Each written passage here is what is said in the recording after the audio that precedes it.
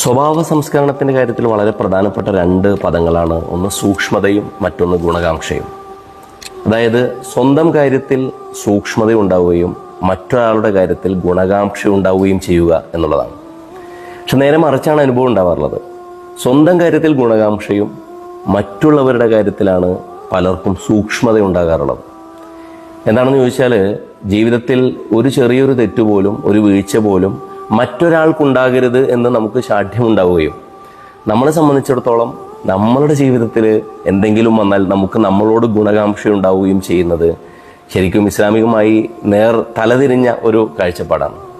അതുകൊണ്ട് ഏറ്റവും ചുരുങ്ങിയ ഒരു സാമൂഹിക വിശുദ്ധിയുടെ നിലപാടായി സ്വന്തം കാര്യത്തിൽ സൂക്ഷ്മത.